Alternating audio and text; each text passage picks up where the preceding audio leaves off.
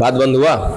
सुनिए, जैव विविधता क्या है, बायोडाइवर्सिटी क्या है, इसके बारे में हम जान चुके हैं। कुल मिला जुला के हम ऐसा कहें कि अगर इसकी परिभाषा देनी हो तो दे पाएंगे ना?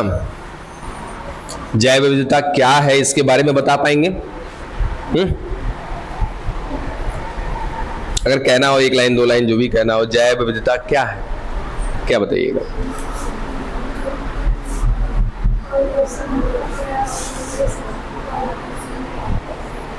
मैं इतना आपसे नजदीक रहता हूं, कभी भी आपकी आवाज सुन नहीं पाता हूं। मैं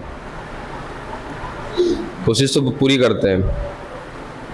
बैठिए। जैव विविधता क्या है अगर परिभाषा पूछा जाए तो?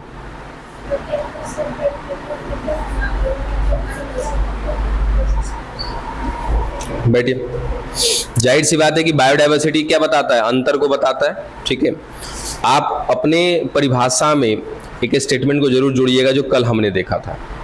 समझे कि अगर मैं किसी भी संगठन स्तर की बात करूं, उस संगठन स्तर पर एक ही जाति, एक ही प्रजाति में मिलने वाला जो अंतर है वो क्या कहलाता है? जैव विविधता कहलाता है। अगर मैं अपनी तुलना करूं आप लोगों से, तो क्या मैं किस स्तर पे बात कर रहा हूं?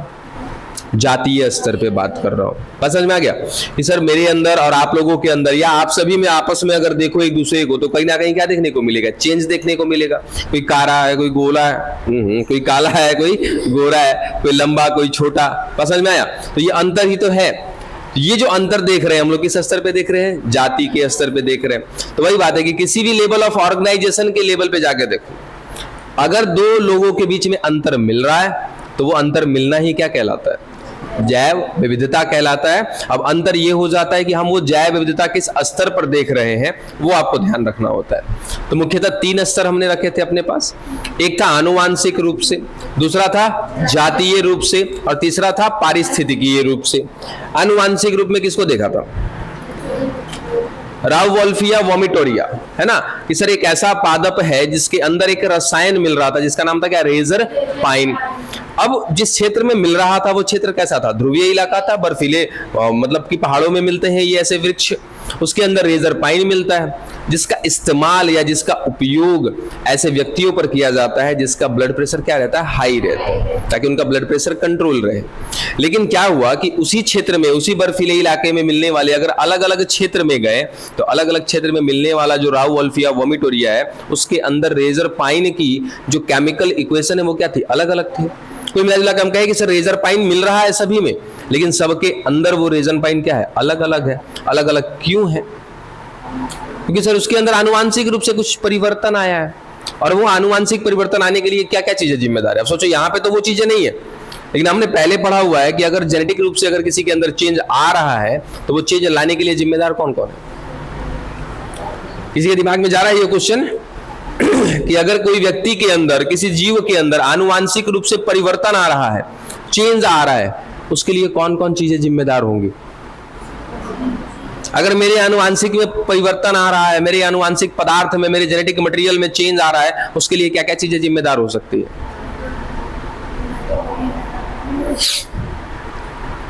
अरे मेरा डीएनए चेंज हो सकता है क्या?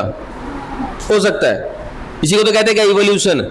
चेंज आ सकता है। म्यूटेशन, याद है क्या? इसको नाम दे सकते हैं म्यूटेशन का कि सर उस पौधे के अंदर कुछ ना कुछ म्यूटेशन हुआ होगा, कुछ ना कुछ चेंज हुआ होगा, तभी तो 2 एक ही जाति प्रजाति के पौधे हैं लेकिन दोनों में अंतर है। अब एक और एग्जांपल ले लो सर, 2 कुत्ते एकदम सेम ब्रीड के इन द सेंस कहने का मतलब उनके माता पिता सेम है। तो माता पिता सेम है सर, दोनों एक ही लेवल पे आएंगे।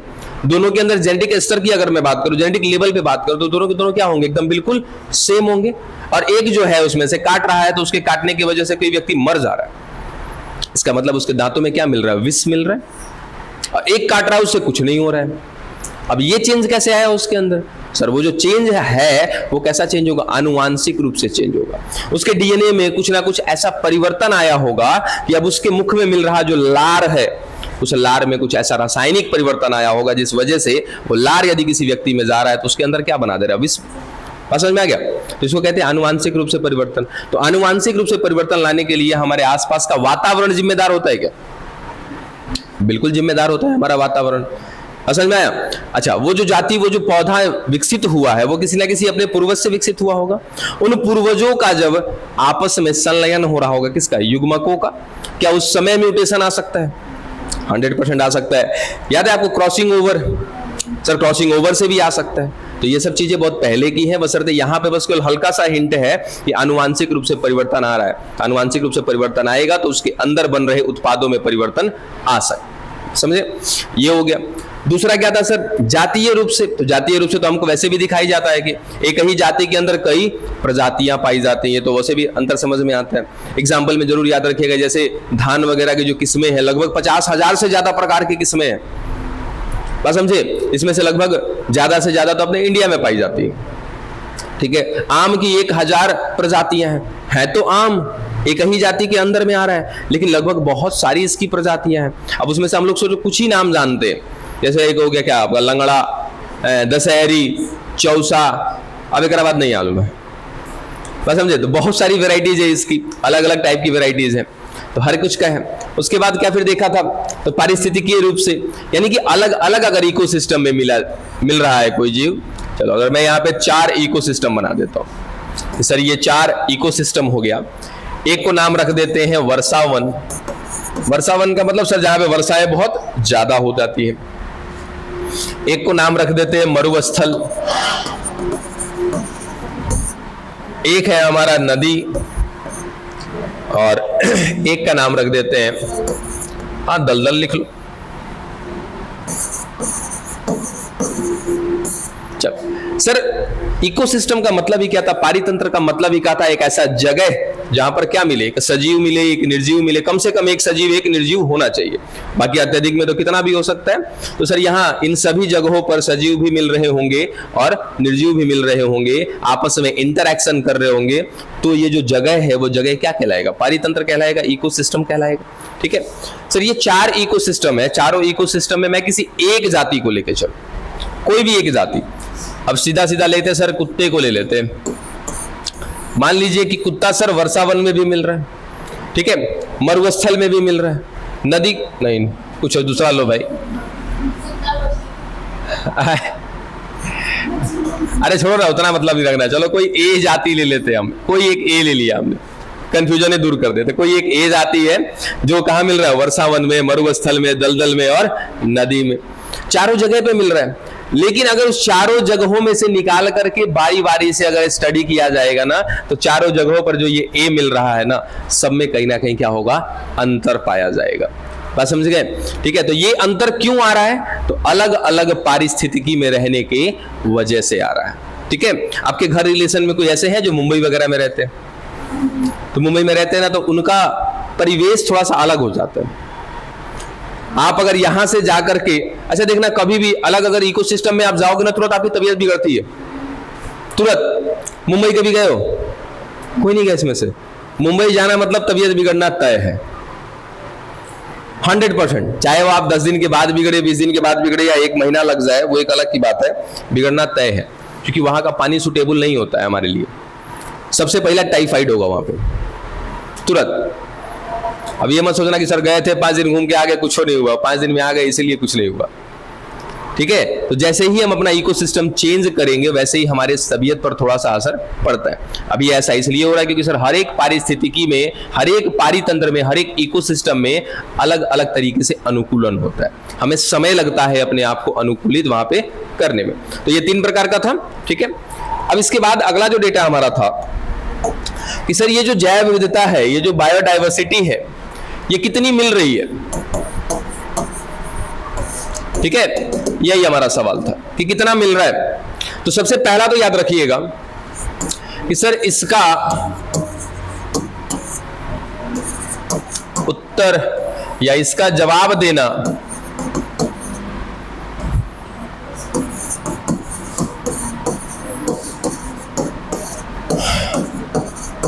संभव नहीं है।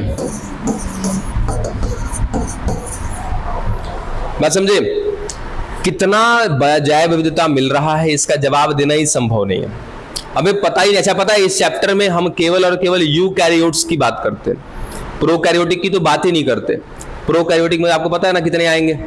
कितने आएंगे मतलब कौन आएंगे? सर सूक्ष्म जीव आएंगे ज्यादातर, क्योंकि प्रोकैरियोट्स का मतलब ही क्या होता है, एकल कोशिकीय, और एकल कोशिकीय में कौन आएंगे सर, सूक्ष्म जीव आएंगे।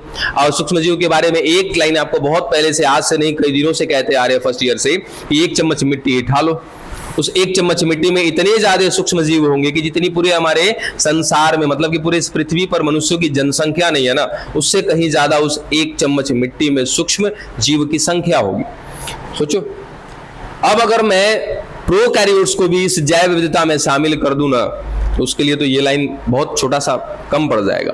यानी कि इस चैप्टर में हम केवल और केवल यूकैरियोटिक की बात करते हैं, ठीक है। यूकैरियोटिक मतलब जो उच्च श्रेणी में आ रहे होते हैं, एकल कोशिकीय नहीं होते, कैसे होते हैं, बहु कोशिकीय होते हैं, हम उनकी बात करते हैं, मल्टीसेलुलर्स की बात करते हैं, ठीक है। और जब इनको देख रहे हैं उसके बाद भी हम कह रहे हैं कि इसका जवाब देना संभव नहीं, ठीक है।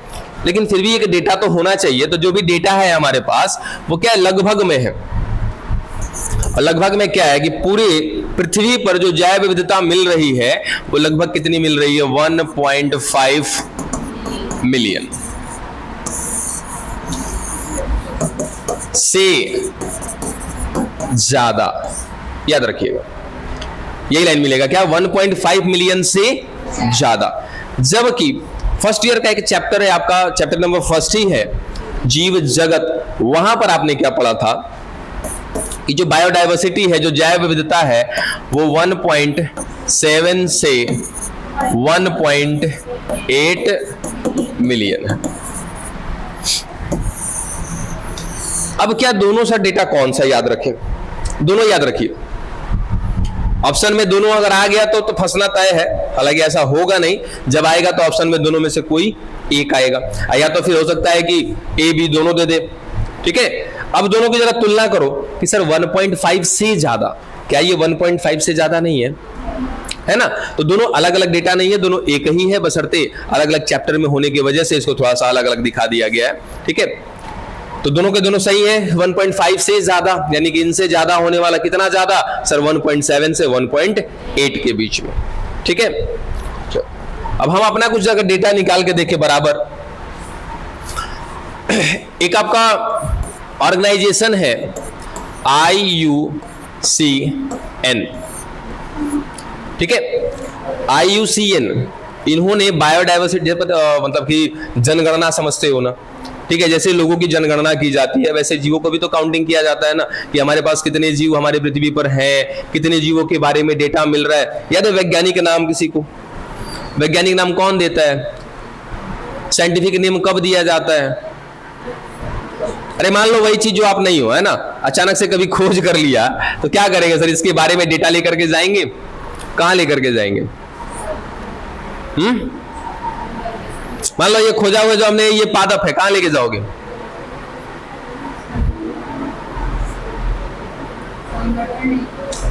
कहां लेकर के जाओगे।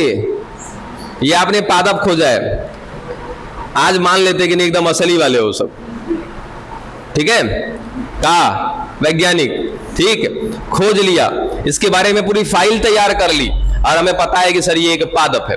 कहां जाएंगे इसका नामांकन कराने के लिए, हाँ कोई संगठन है, कहां जाओगे, कौन से संगठन में जाओगे,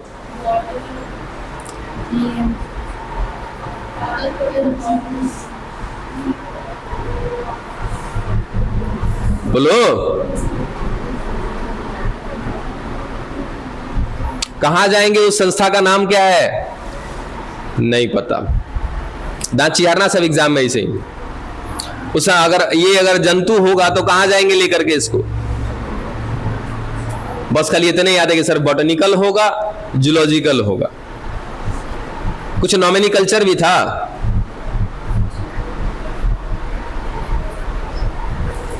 बोलते हैं ना कि हइये नहीं है, सब कोनो लायक के नहीं है।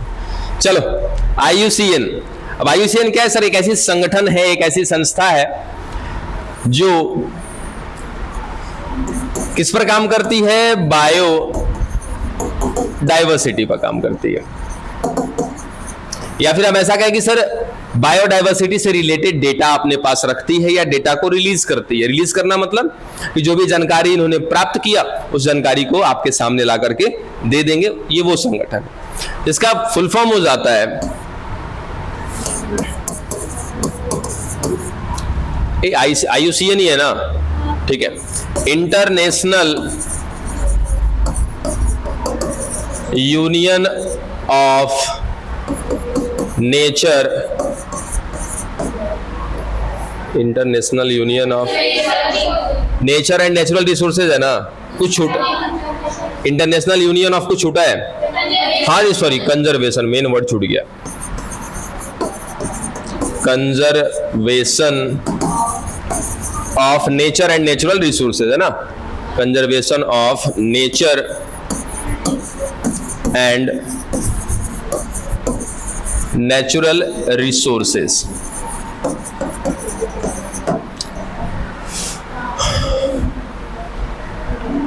देखिए अब ये वो एक तरीके से आप याद रखिएगा, इनका फुल फॉर्म याद रखिएगा, international union of conservation of nature and natural resources, international union of conservation for, union for, एक मिनट, इंटरनेशनल यूनियन फॉर, चल अब इन्होंने क्या किया सुनना, 2004 में इन्होंने कुछ डेटा दिया था,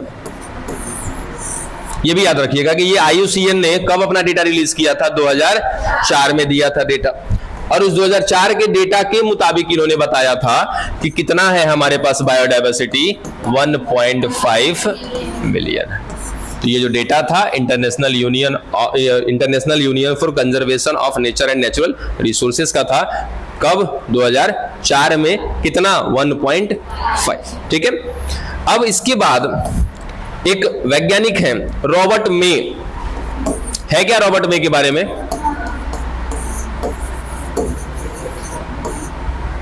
इन्होंने कुछ अपना डेटा दिया था, ठीक है। अब इन्होंने क्या बताया था, सुनना ध्यान से, इन्होंने कहा था कि हमारी पृथ्वी पर ना टोटल 7 मिलियन मिल रही है क्या, बायो डाइवर्सिटी, यानी कि सर जैव विविधता कितनी मिल रही है, 7 मिलियन। अब 7 मिलियन का मतलब क्या होता है, 70 लाख, यानी कि 70 लाख जीव मिल रहे हैं हमारे पृथ्वी पर, मिल रहे हैं, उनका डेटा हमारे पास नहीं है अभी, ठीक है। ये एक अनुमान था किसका, रॉबर्ट मे का। इनका अनुमान क्या कह रहा है कि सर हमारी पृथ्वी पर जो टोटल जैव विविधता मिल रही है, अब जैव विविधता में संख्या नहीं देखते, क्या देखते हैं फिर, विविधता देखते हैं, ठीक है। जैसे हम ही आपस में हो गए, दो एक ही जाति हैं और दोनों के बीच अंतर मिल रहा है, तो क्या कहलाएगा, जैव विविधता, ये उनकी संख्या है। अब एक मनुष्य, पता चले कि मनुष्य की संख्या कितनी है, सर बहुत ज्यादा है, तो वो यहाँ पे नहीं है, पूरे मनुष्य में केवल इस 70 लाख में से हम भी होंगे, एक संख्या में होंगे, जो क्या लिखा होगा, मानव या मनुष्य, जो भी लिखा होगा, ठीक है। वैसे करके 70 लाख प्रकार के जीव हैं, क्या 70 लाख प्रकार के जीव हैं, ये इतने प्रकार हैं, जिसमें से लगभग 22% को खोजा जा चुका है।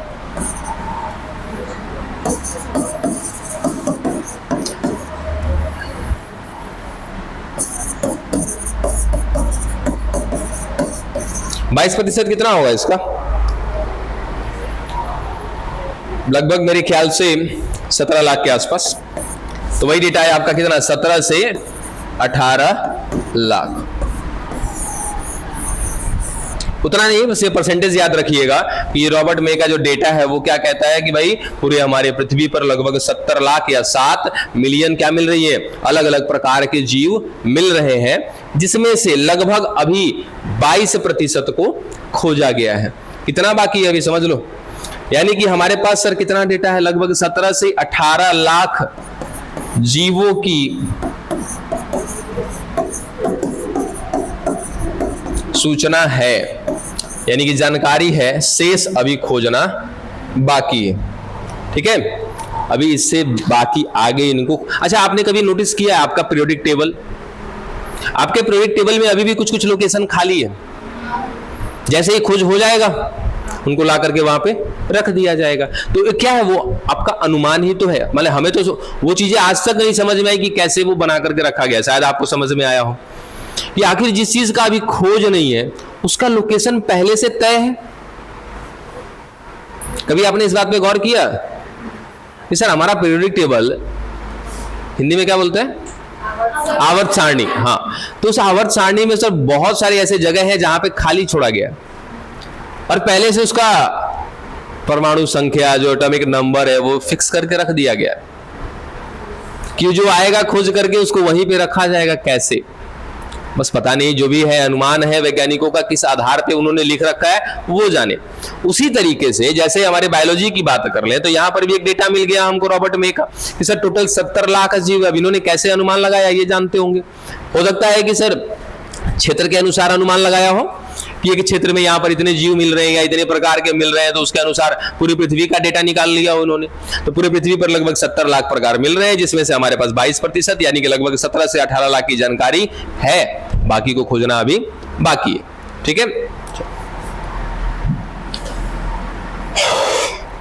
यहां के बाद IUCN का डेटा हो गया। अच्छा बता, ये क्वेश्चन एक बार पूछा गया था, ये बोर्ड एग्जाम में मेरे ख्याल से ये 22% वाला 2 या 3 साल पहले पूछा गया था। बस कल यही था कि रॉबर्ट मे के अनुसार कितनी प्रतिशत जातियों का खोज हो चुका है। बस सिंपल सा 22%।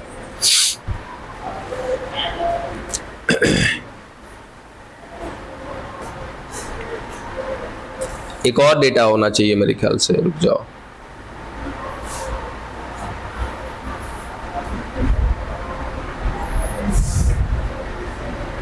कहाँ गया वो।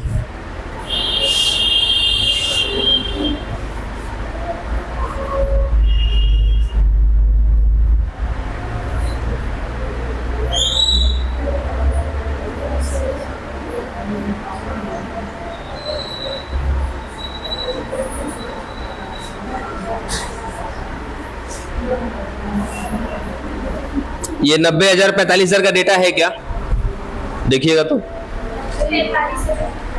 45,000 है ना। एक 90,000 का डेटा है कि 90,000 जंतु है, 45,000 पादप है। नहीं है, अच्छा कोई नहीं, हम उसको अपने हिसाब से आपको, अच्छा 2 गुना से अधिक, वही हो गया, मिला जुला के वही हो गया। ठीक है,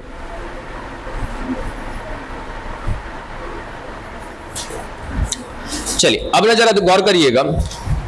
मैंने पहले भी बोला था बाबू कि इस चैप्टर में ज्यादा से ज्यादा डेटा है तो थोड़ा सा कंफ्यूजन क्रिएट करता है। अब हमारे पास ध्यान से सुनना कि सर कुल जैव विविधता कितनी है हमारे पास, कुल जैव विविधता लगभग अभी हमने देखा है क्या है सर, 17 से 18 लाख। ठीक है, या फिर लिखना चाहे तो क्या 1.7 से 1.8 मिलियन।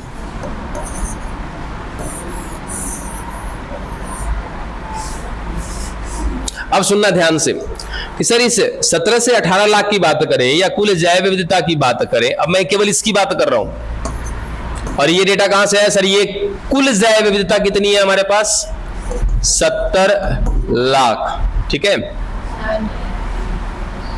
70 लाख 7 मिलियन। इस 70 लाख का ये कितना है, 22% है। ठीक है, कंफ्यूजन थोड़ा भी नहीं रखना अपने पास। अब मैं इसकी बात करूं तो क्या ये अपने आप में 100% हो सकता है क्या? टोटल जैव विविधता 70 लाख है, उसमें से 17 से 18 लाख का खोज हो चुका है। चलो ठीक है, तो उस 70 लाख का ये कितना होगा, 22%। ठीक है, ये अपने आप में कितना है, 100%। चलो हमारे पास सर हमारी पूरी पृथ्वी पर 17 से 18 लाख जीवों का खोज हो चुका है, जिसमें से अगर मैं बात करूं, कितना से याद रखना, 17 से 18 लाख की बात कर रहे हैं।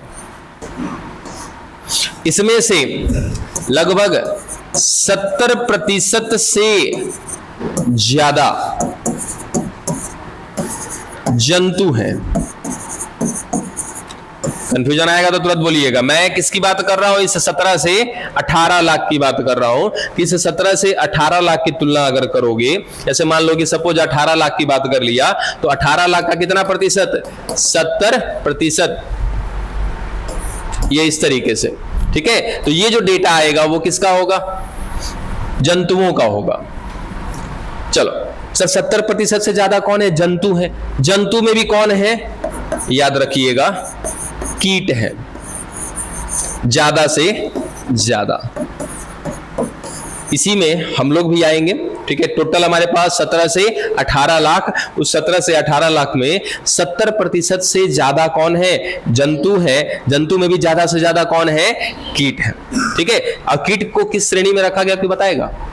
ऑर्थोपोडा में रखा गया। ठीक है, अब कितना? अब इसके बाद 70% से ज्यादा बोल दिया, और यहां पे डेटा रखिएगा जरा क्या कि 22% से कम।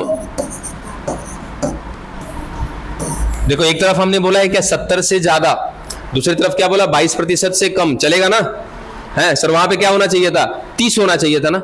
नहीं, यहां क्या बोला? 70 से ज्यादा। वहां क्या बोला? 22 से कम। ठीक है, तो 22 से कम में कौन कौन है?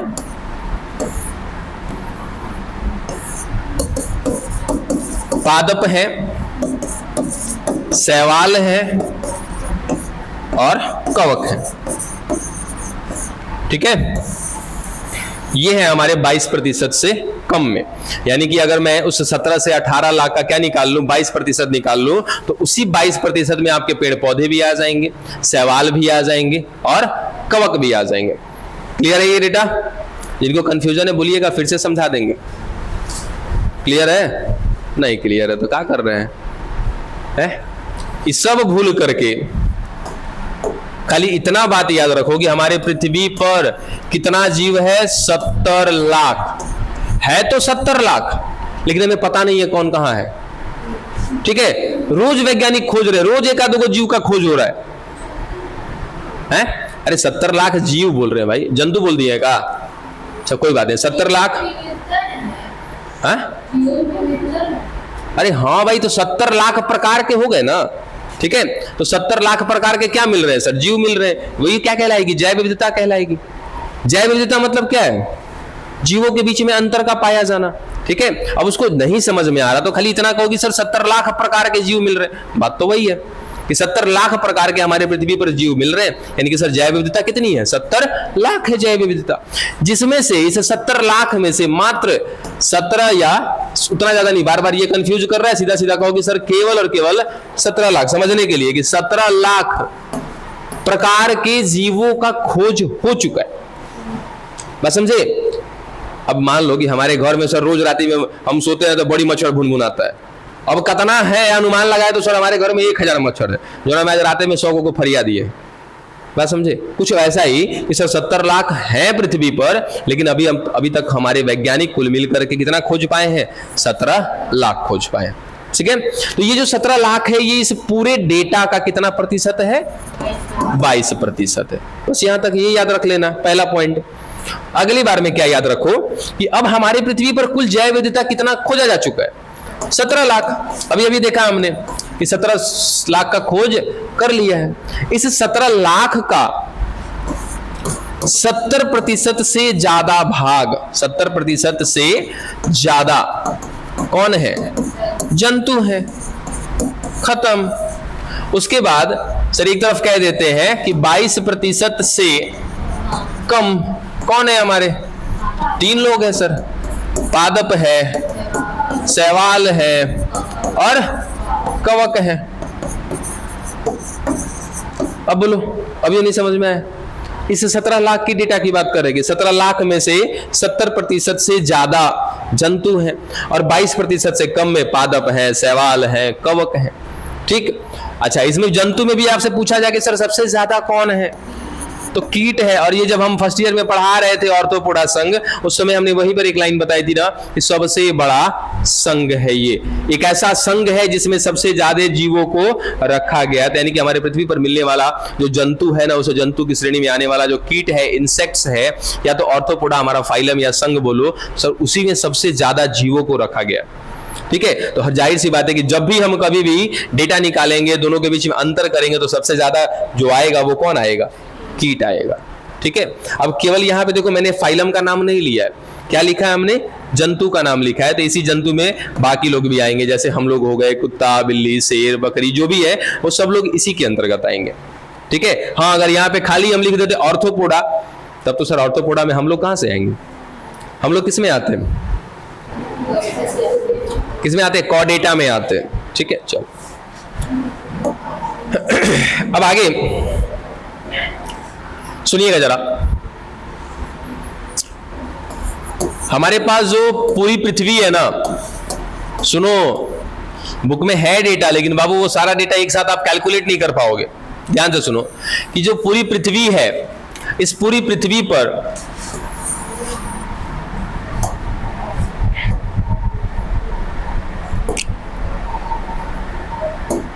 छोड़ो,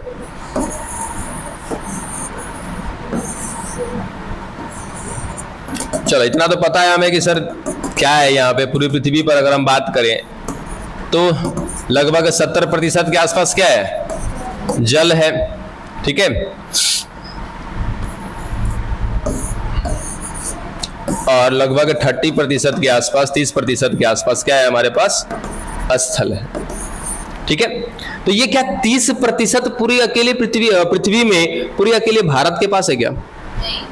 इस 30% में आपका ऑस्ट्रेलिया, अमेरिका है ना, जितने भी देश हैं वो सारे के सारे कहाँ? इसी 30% में है।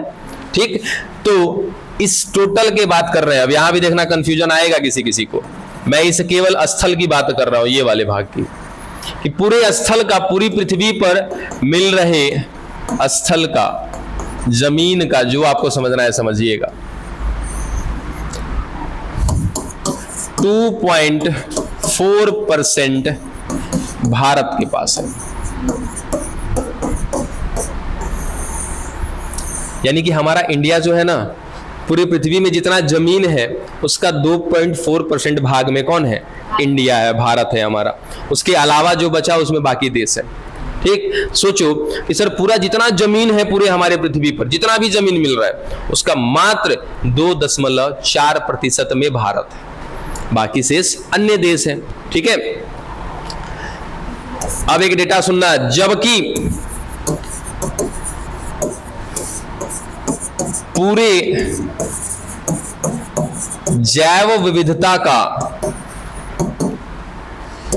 8.1% भाग भारत में।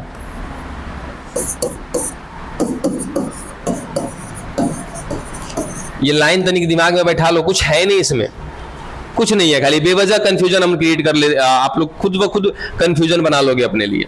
कुछ नहीं है, बस सिंपल सा कि सर ये पूरी की पूरी पृथ्वी, इसमें से छोटा सा भाग क्या है? हमारा भारत है। तो जितना जमीन मिल रहा है इस टोटल जमीन का 2.4% में भारत है हमारा। ठीक है, अब सर जैव विविधता कितनी है हमारे पास? 17 से 18 लाख, हमें पता किया है अभी। तो 17 से 18 लाख जो है पूरे जगह पे मिल रहा है ना, तो इस पूरे जगह पर जो 17 से 18 लाख मिल रहा है, उस जैव विविधता का टोटल बायोडाइवर्सिटी का 8.1%, ये भी क्या है आपका एक्यूरेट डेटा नहीं है, लगभग का डेटा है। ठीक है, 8.1% जो है भारत में पाया जाता है। सोचो कितना कंजस्टेड है कि टोटल जमीन का कितना भाग है भाई? 2.4। तो जैव विविधता भी कितनी होनी चाहिए यहाँ पे? 2.4 ही होनी चाहिए। बात समझे? सर पतल हमारे पास 4 गो है, तो खाने वाले भी कितने होने चाहिए? 4 ही ना, लेकिन खा के बैठने वाले कितने हैं? मालूम चले कि एक गो में चचर को खा रहा है। तो बात वही है कि सर जमीन तो बहुत कम है अपने पास, लेकिन वहां पे रहने वाले जीवों की अलग अलग वैरायटियां क्या है? बहुत ज्यादा है। इसलिए भारत धीरे धीरे क्या होता जा रहा है? डेंस होता जा रहा है। डेंस मतलब घना होता जा रहा है, सघन होता जा रहा है। ठीक है, और यही कारण है जैव विविधता की क्षति होने का। कि सर जमीन तो कम है, रहने वाले लोग ज्यादा हैं, तो ज्यादा से ज्यादा जमीन हम लोग के पास है कि जंगल में है? सर जंगल में है, तो मजबूरी बस क्या करना पड़ेगा सर? जंगल काटना पड़ेगा। अभी आज के डेट में कभी अधौरा गए कभी? चलिए गए हैं, वहां पे नॉर्मली आप कभी घूमने के पर्पज से गए होंगे, तो देखिएगा बच्चा, अब आज के डेट में एकदम जहां से पहाड़ शुरू हो रहा है ना, ये जहां से पहाड़ शुरू हो रहा है वहां तक घर बन चुका है। जबकि हम लोगों को याद है कि जब हम लोग आपकी उम्र में थे उस समय यहां जाने से डरते थे। कभी नहीं। अगर जाने का होता भी था तो हम लोग पूरा ग्रुप में जाते थे, मतलब कि उस समय छोटे थे, आप लोग के एज में तो हम लोग जा नहीं सकते डायरेक्टली, तो चाचा लोग को बहुत मनाना पड़ता था, मना उना करके किसी तरह लेके गए। तो हम लोग एट अ टाइम सुबह यहाँ से 6 बजे निकले हैं और वहां पे जाकर के पहाड़ पे चढ़ने वाला जो कार्यक्रम है 8 बजे 9 बजे तक पहुंच गए। और किसी भी हाल में पहाड़ पे जो आपका प्रोग्राम करना है, खाना पीना नहाना खाना जो भी करना है कर लीजिए, और एनी हाउ 2-3 बजे तक पहाड़ उतर जाते थे, क्योंकि बड़ा डरावना लगता था। इसके पूरे इधर 4-5 किलोमीटर के दायरा में कुछ नहीं था, कुछ नहीं था, पूरा एकदम जंगल था। जंगल कहने का मतलब कि सर ये तो जमीन है, हाँ जमीन है, लेकिन जमीन के दोनों साइड पूरा एकदम वृक्ष हुआ करता था, पूरा घना जंगल जैसा। इसमें जब आप घुसोगे तभी पता चलेगा अरे बाप रे बाप, ये चीज था। अब आज के डेट में कुछ नहीं है, सब कट पीट के खत्म हो गया है, ये पूरा खत्म हो चुका है। चारों तरफ एकदम मकान बना दिया, इधर भी या बीच में से रोड हो गया। सोचो कितना तेजी से जैव विविधता खत्म हो रहा है। अब जैव विविधता खत्म कैसे हो रहा है सर? अब सोचो इधर जो 5 किलोमीटर के दायरा में जो जीव मिल रहे थे वो क्यों मिल रहे थे? क्योंकि सर ये इनका क्या था, आवास था। अब जिसका जहां पे आवास होगा वही मिलेगा ना। हमने क्या कर लिया, अपने आवश्यकता के अनुसार इनके आवास को छीन लिया। अब लो भाई यहां से कर चार्ज बाहर चले गए। जब आवास ही खत्म हो गया, आप कहां जाएंगे? सर आगे पहाड़ी इलाका है, वहां चले जाएंगे, कोई जरूरी नहीं है। अगर हमें हमारा घर छीन लिया जाए तो क्या हम जाके पहाड़ पे रह सकते हैं? नहीं। हर व्यक्ति का आवास अपना निश्चित होता है। पता है ना कि निकेत, 2 अलग अलग जीवों का जिनका निकेत निस एक समान होता है, वो एक जगह पे नहीं रह पाते। हमने यहाँ पर रहने के लिए हमने हमारी पिछली पीढ़ी मतलब हमारे पिताजी ने, हमारे पिता की पिछली पीढ़ी दादाजी ने, कई पीढ़ियों ने संघर्ष किया है, तब जाकर के इस जगह पे रहने के लायक बने हैं हम। क्या लगता है कि केवल आपका अनुकूलन है? नहीं, आप तो 1-2% अनुकूलन करोगे, ज्यादा से ज्यादा पूरे अपने जीवन काल का 1-2% हम अनुकूलन करेंगे यहाँ के लिए। बाकी सब कुछ यहाँ रहने के लायक, हमारी त्वचा होनी चाहिए, त्वचा के ऊपर रोम होने चाहिए, सिर पर बाल होने चाहिए, ये सारा का सारा लक्षण तो पिछले पीढ़ियों से आया है। आप अपने में और अपने पिछले पीढ़ी में तुलना करना, जो अंतर दिखे वही अनुकूलन आपका है। पापा का बाल अच्छा है, हमारा बाल साफ हो रहा है, ये अनुकूलन हमारा है। हाँ सही कह रहे हैं, पापा का अभी ठीक ठाक है, कोई दिक्कत नहीं, हमारा मैदान साफ हो रहा है, ये अनुकूलन हमारा है। बस समझिए, पिताजी की आवाज पतली है, मेरा आवाज बहुत ज्यादा भारी हो गया, ये अनुकूलन मेरा है। तो हमारे पास जो अनुकूलन हमने किया वही है, उससे पिछला तो पिछले पीढ़ियों से मिला है। अब सोचो बाबू कि यहाँ जो जगह था उसको हमने नष्ट कर दिया, ये यहां से किसी स्थान पर जाके अनुकूलन कर लेगा, इसकी गारंटी नहीं। बस समझे? तब सर वो तो गायब हो जाएगा, कहीं जाकर के वो रह नहीं सकता। मान लो कि सर यहाँ पे 1000 प्रकार की जैव विविधता मिल रही थी, ठीक है, हमने नष्ट कर दिया धीरे धीरे। अब यहां से सर 1000 जो भी होंगे, हो सकता है कुछ चिड़िया हो, कुछ कीड़े मकोड़े हो, कुछ सांप हो अलग अलग प्रकार के, कुछ अलग अलग प्रकार के चूहे हो, जो भी रह रहे होंगे यहाँ पे। सारे लोग सर यहाँ से जब जंगल हटा कहीं ना कहीं तो चले गए होंगे। क्या सारे लोग जाकर के अनुकूलन कर लिए होंगे? नहीं। माना कि सर अनुमानता तौर पे 200 जो है यहाँ से जाकर के कहीं और अनुकूलित कर लिए अपने आप को, बाकी 800 का लॉस तो हो गया ना। कितना ज्यादा लॉस करा रहे हैं हम लोग, डे बाय डे लॉस करा रहे हैं। यही बात तो हमने कल बताई थी लास्ट में कि जितना तेजी से हम लोग नुकसान दे रहे हैं ना बायोडाइवर्सिटी को, अगर इतना तेजी से नुकसान होता रहा तो ज्यादा नहीं 100-200 साल में पृथ्वी पर से पूरा जीव समाप्त हो जाएगा, पूरा जैव विविधता खत्म हो जाएगी, पता ही नहीं चलेगा कि इस पृथ्वी पर कोई था भी। ठीक है, और 200 साल के बाद फिर से अनुक्रमण शुरू होगा। अनुक्रमण याद है, सक्सेशन। अब हालांकि दूसरी बार अनुक्रमण होगा तो जल्दी ही हो जाएगा, 100-200 साल में हो जाएगा, 200-400 साल में। चलो यहां तक का डेटा मिल गया हमारे पास। अच्छा यहां पे देखो 8.1 वाले में एक चीज अभी बताना था।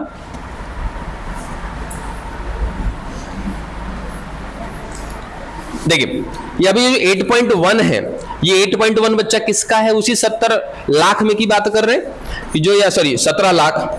सर जो 17 लाख हमारे पास जैव विविधता मिल रही थी, उस 17 लाख का 8.1% भाग कहां पे है? भारत में है, जिसमें से अगर हम बात करें किसकी, पादप और जंतु की, तो लगभग पादप की संख्या कितनी है? 45,000 के आसपास, ठीक है, और 90,000 के आसपास जंतुओं की जनसंख्या है। ठीक है, ये संख्या है यहाँ पे, ठीक है, यानी कि टोटल भारत में लगभग कितना हो गया, 9 4 13, ठीक है, यानी कि 1,35,000 प्रकार के क्या मिल रहे हैं, जीव मिल रहे हैं। कहां पे, भारत में, ठीक है। कितना सर, 1,35,000, टोटल कितना था 17 लाख, उस 17 लाख का मात्र 1,35,000 हमारे भारत में है, बाकी शेष अन्य देशों में, ठीक है। चलो यहां तक का डेटा याद रखिएगा। अब कल जो हम लोग पढ़े वाले हैं इसका एक पैटर्न पढ़ेंगे, जैव विविधता का, बायोडायवर्सिटी का एक पैटर्न पढ़ेंगे, जिसको आप 2 वर्ड में देखिएगा। वो दोनों वर्ड जरा चेक करिए है कि नहीं आपके बुक में है। जैव विविधता के प्रतिरूप है, ठीक है, वही टॉपिक पढ़िएगा जिसको पैटर्न बोलते हैं।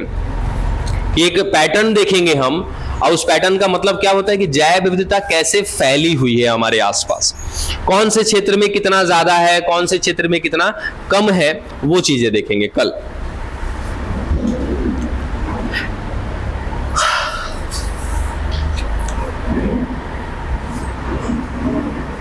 अच्छा, एक चीज मुझे केवल बता दो, एक क्वेश्चन खाली बस, अक्षांश बढ़ेगा मतलब कि लैटिट्यूड बढ़ेगा, लैटिट्यूड अक्षांश समझ में आता है कि सर अक्षांश बढ़ेगा तो जैव विविधता बायोडायवर्सिटी बढ़ेगी कि घटेगी,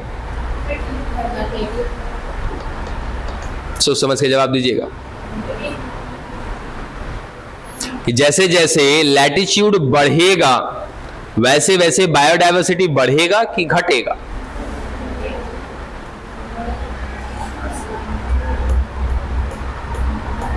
क्वेश्चन सबको समझ में आ रहा है? तो बताओ, समझ में आ रहा है तो बताओ फिर।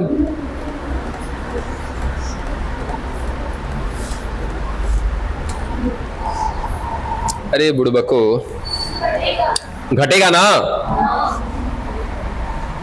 सोचो कि सर ये हमारी पृथ्वी, ये इक्वेटर लाइन जिसको क्या बोलते हैं, भूमध्य रेखा, सर ये क्या है 0 डिग्री, उसके बाद चाहे नॉर्थ में जाओ साउथ में जाओ फिर क्या होगा सर 20 डिग्री, फिर 40, फिर 60, फिर आपका क्या हो जाएगा ये 80 डिग्री में आ जाता है। चलो अब क्या हो जाता है कि सर सबसे ज्यादा, बार बार हम ये कल भी आया था कि सूर्य का प्रकाश सबसे ज्यादा यहाँ पे पड़ता है, ठीक है। अब यहाँ ऊपर जाते जाते क्या हो जाता है, लंबा दूरी तय करना पड़ेगा सूर्य के प्रकाश को, अब पूरा का पूरा पहुंच नहीं पाता है, इस कारण से ये वाला इलाका में तो क्या रहता है, पूरा का पूरा सर बर्फ रहता है, वही है ध्रुवीय रीजन, ध्रुवीय पोलर रीजन बोलते हैं, ध्रुवीय क्षेत्र बोलते हैं, ठीक है। एक हो गया आपका नॉर्थ, दूसरा हो गया क्या साउथ, दोनों जगह पे सर केवल बर्फ ही बर्फ है और कुछ नहीं है, ग्लेशियर है। अब ऐसे जीव ही वहां पर मिलेंगे जो अपने आप को वहां पे अनुकूलित करके रखे हैं, डन। तो सर सबसे ज्यादा कहां पे मिलता है वैरायटी, इस वाले क्षेत्र में, इस मतलब 0 से 20 तक में, और 0 से मतलब 0 से 40 तक में आप ऐसा कह लो कि सर ये वाला जो क्षेत्र है ट्रॉपिकल रीजन और सब ट्रॉपिकल रीजन, उष्णकटिबंधीय और उसके ऊपर क्या था शीतो, उष्णकटिबंधीय के बाद उपोष्ण था ना, हाँ उपोष्ण कटिबंधीय, तो यहां पर इसी 2 रीजन में कहीं ना कहीं बहुत ज्यादा वैरायटी मिलती है, कारण कि सर सूर्य का प्रकाश बहुत ज्यादा है। तो सूर्य के प्रकाश अगर बहुत ज्यादा है जिस वजह से क्या होगा कि पादप की अलग अलग वैरायटीज यहां पे मिलेगी, यानी कि प्रोड्यूसर बहुत ज्यादा होंगे, पादप पेड़ पौधे बहुत ज्यादा होंगे।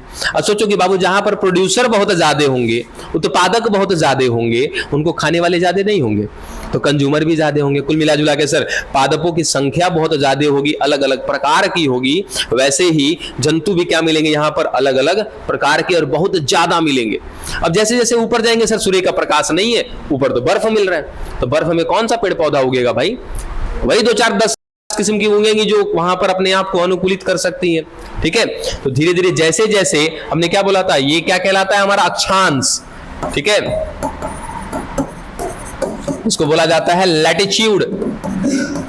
सर जैसे जैसे लैटिट्यूड बढ़ेगा यानी कि 0 डिग्री से 20, 20 से 40, 40 से 60, तो जैसे जैसे हम ऊपर की ओर जाएंगे ना वैसे वैसे जैव विविधता क्या होती जाएगी बच्चा, कम होते जाएगी, ठीक है। जैसे जैसे अक्षांश घटेगा मतलब कि सर जैसे हम ऊपर से नीचे की तरफ आ रहे हैं वैसे वैसे क्या होगा, जैव विविधता बढ़ेगी। दोनों एक दूसरे के लिए क्या होते हैं, अपोजिट होते हैं, याद रखिएगा।